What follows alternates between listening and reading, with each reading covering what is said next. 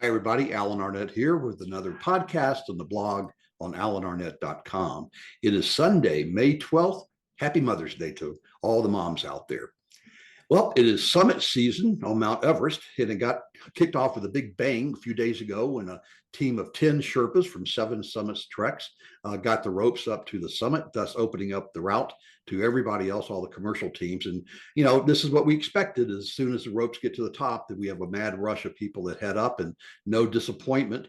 This morning, again, Sunday, May 12th, a team of 20 from Seven Summits Treks, consisting of 7 foreigners, supported by 13 Sherpas.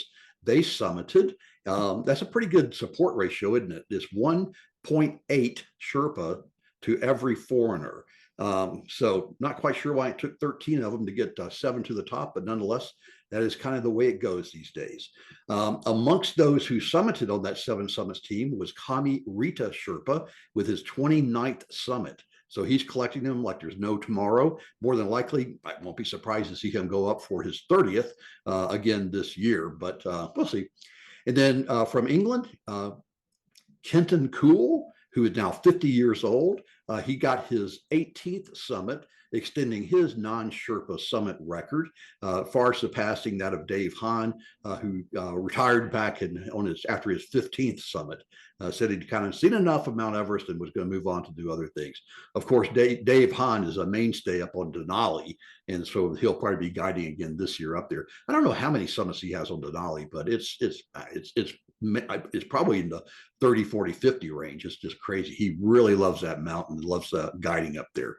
So congratulations to Kami Rita and to Kenton for their excellent summits. A few other people made it to the top. 8K had a couple of people get up there. 8K Expeditions, Imagine Nepal.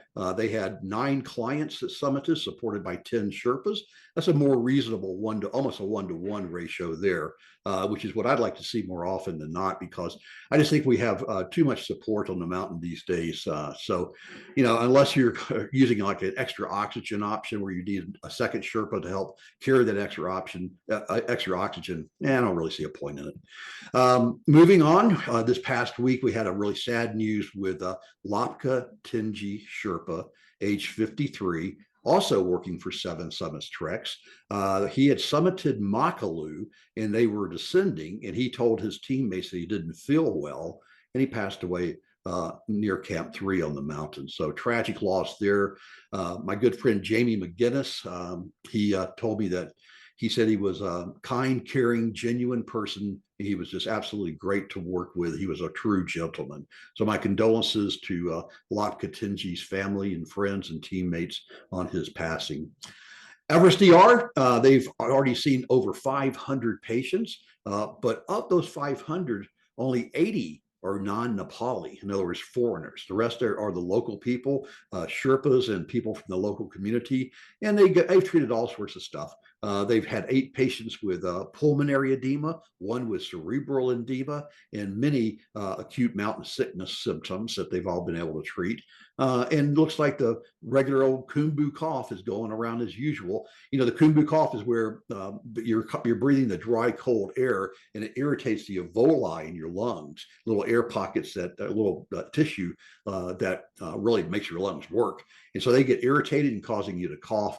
It can be really severe. People have actually broken ribs from coughing so hard with the Khumbu cough. So it's not this trivial thing. And the best way to prevent it is to wear a buff over your mouth and nose to heat the air up before it goes into your lungs. But nonetheless, that's kind of business as usual, if you will, around Everest and all these other 8,000-meter mountains.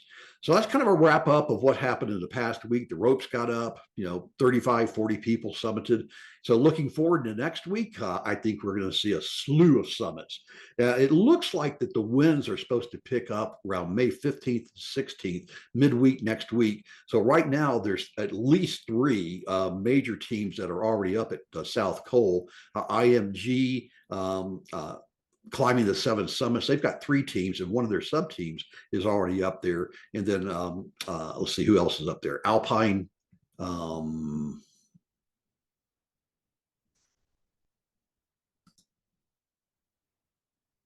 and Ascent Himalaya.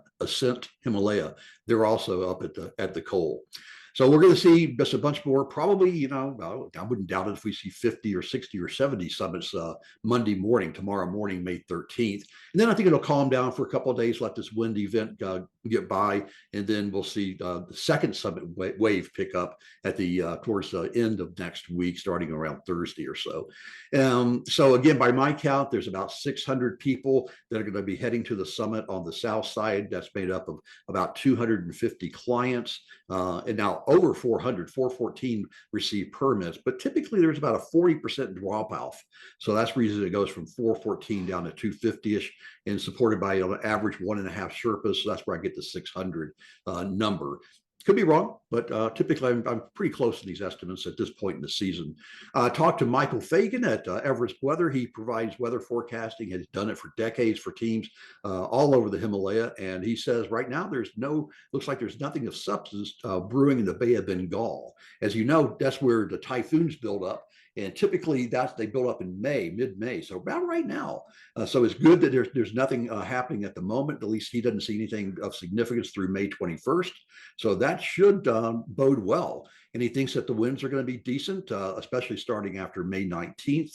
So yeah, hopefully we'll have a good weather window season like we did last year, where we had the entire month of May where the jet stream was missing. It's getting more and more difficult to forecast the weather these days, but these guys, Mark de Keyser out of Belgium, and Chris Tomer out of Colorado, Michael Fagan out of the Seattle, Washington area. They all do a fantastic job of keeping their clients informed about the weather so they can make well-informed decisions. Also, I forgot to mention that the first person to summit, the first foreigner to summit this year after the rope team was a Ukrainian climber, and there is no way I can pronounce his name, but I believe it goes Valentin Sapavin. He's 41 years old, and he became the first one to summit this spring. He was climbing with Sanu Sherpa, and Sanu is his claim to fame is that he has summited all 14 of the 8,000 meter mountains twice. So he's the only person that have done that. Let's see. And then already talked about the other people that summited. So again, looking forward next week, we're going to see a lot of people heading up the mountain all over on Kanchenjunga, another one of the 8,000 meter mountains. My good friend Adrian Hayes, we were on K2 together in 2014. He let me know that they tried to go up for the summit, but it was too windy and too much snow, so the entire team turned around. But they're going to give it another go. So we'll see what happens when Adrian and that whole group goes up for the second time on Kanchenjunga. Another notable summit this past week was by a team on Garrett Madison's organization of Madison Mountaineering, and they summited Nuptse. So, if you think about the Western Cumbe, typically when you're going up towards Lhotse, it's right in front of you, and Nuptse is the mountain to the climber's right. It's a very difficult climb. It's very rocky, very rock fall prone, and the summit itself is heavily corniced. Now, last year, Garrett was able to get a few people to the top, and they did it again this year. Kacho Beza, he was the guide, and Casey Denier, along with 4 climbing Sherpas, Dawatinji, Kami Dorji, Cheaton, and Mingamar, they all summited. So 6 of them got to the top of Nuptse. Again, rarely summited, but looks like Garrett is now kind of creating this little sub-business and doing what's called the Triple Crown. And that's Nuptse, Lhotse, and Everest. So a lot of people go and do Everest and then followed by Lhotse. Not a lot of people go for Nuptse because of that danger. So good on them. Congratulations for getting that done. Okay, one of the things that's kind of interesting at this point in the season is that you've got people that are summiting, and then you've got people still back down at base camp, and they're just kind of hanging around waiting for that next weather window to come up, if they chose not to go up after the rope team. And this is really usual for most of the commercial teams, especially the Western commercial teams, that they'll hold back and they'll be one of the last ones to go up sometime in the May 19th through the 21st. The sweet spot historically has been May 19th. That's on more summits than any place else, any other day throughout the entire year, May 19th. So that's kind of the sweet spot. It looks like it's this year. It may turn around and be that once again. So I expect to see a lot of teams will be leaving base camp here over the next couple of days, go up to Camp 2, spend a couple of nights, then head up to the South Col and make their summit push. But there's a lot of anticipation that goes on.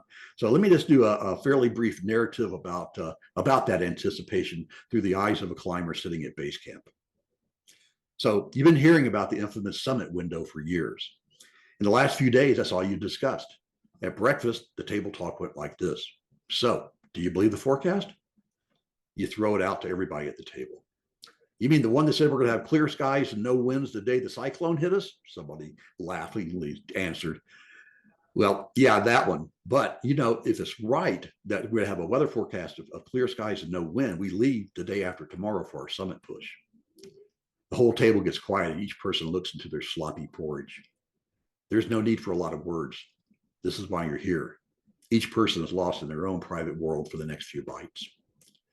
You've heard the talk from the lead guide about being ready for this moment at a moment's notice as the weather forecast changes quickly.